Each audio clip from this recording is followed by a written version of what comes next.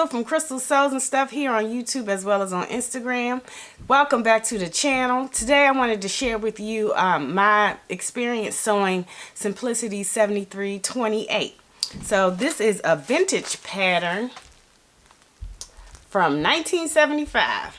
So I decided to sew view. It's called the long dress. They didn't call it views in the pattern, so they had just short dress or long dress. And this pattern is in half sizes, which is perfect for me. And I found this at Thrifty's, one of the thrift stores near me here in Maryland. And when I saw it was in half size, I was like, I gotta get it. But it just took me forever to get up the nerve to sew a vintage pattern. But I shouldn't have been so nervous because this was such a simple pattern. There were only 5 pattern pieces: a front, a back, and then the facings, the front and back facings, and then the scarf. So very simple pattern, and I'll show a quick clip of the changes that I made right here, but that when I first cut it out. So here's the clip. Today I'm just going to be doing pattern work, and what I'm going to be making is this Simplicity 7328 pattern, and this is a pattern from 1975 that I picked up at the thrift store, and I'll be doing the long dress version.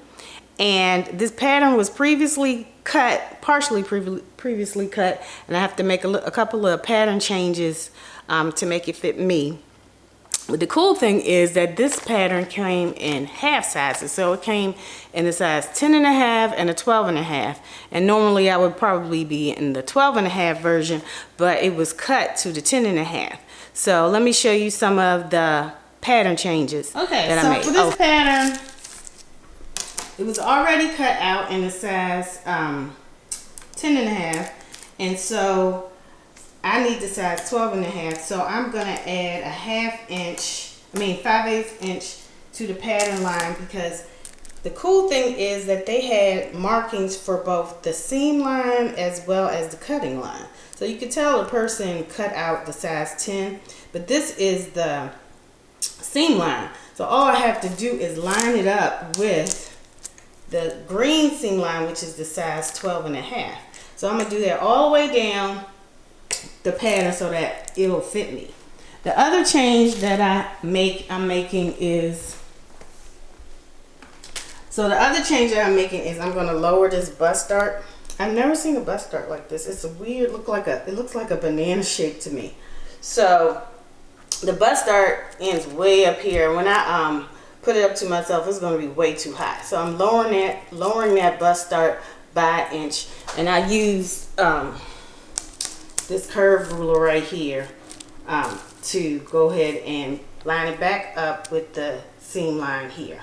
So, and I'm going to extend that out once I go ahead and add the 5/8, add the next size up for the pattern according to the seam guide. So the seam line is for the 12.5 size.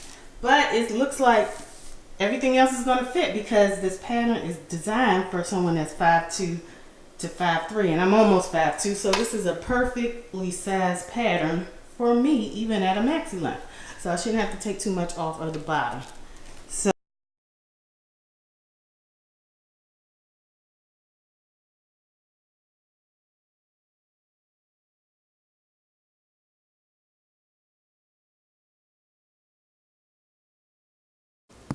and it looks like whoever had this pattern before already raised the neckline some. So isn't that cool? So I'm going to just leave it exactly the way it is, because I didn't want it too plunging anyway. So cool.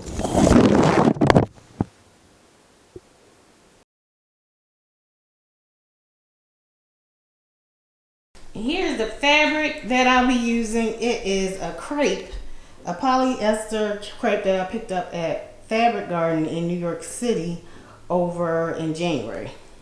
So this is the fabric that I'll be using, and it is paneled. So I'm gonna be cutting it on the crosswise grain instead of the straight grain. But I tested it, and there's no stretch difference between both of the grain lines, so it should work out. So that's what I'm gonna do next.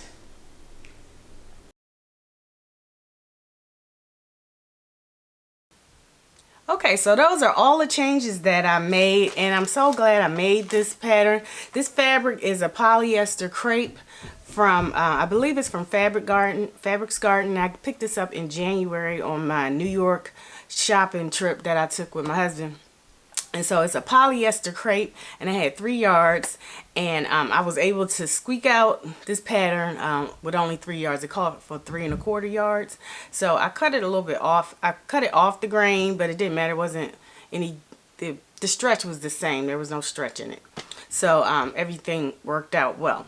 So the only changes that I made was the neckline. Whoever had the pattern before me had increased the neckline on the pattern piece already. So they had already drafted a little, like about 1 inch above the neckline. So I didn't have to alter that. So that was already pre-altered for me. And then I decided to put an invisible zip in the back instead of a regular zip, because that's what I had on hand.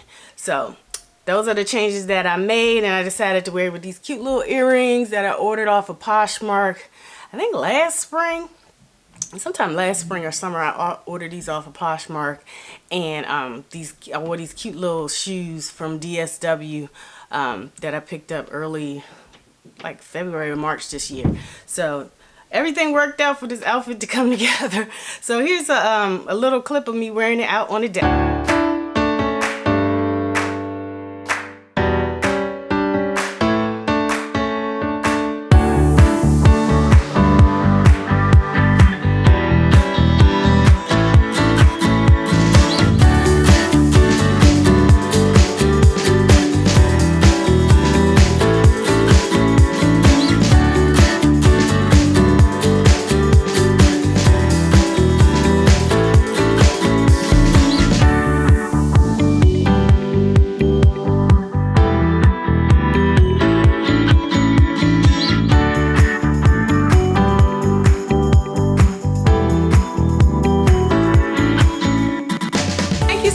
For watching. I also wanted to announce the winner of my giveaway to the 3-month subscription to blueprint.com right here.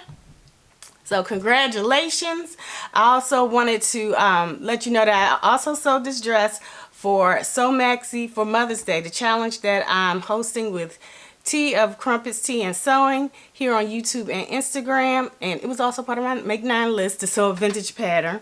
But the main reason was for the Maxi for Mother's Day challenge, and I hope you all get a chance to participate. That challenge is going through May 12th. So what you have to do is sew a maxi dress by May 12th, 2019, which is Mother's Day.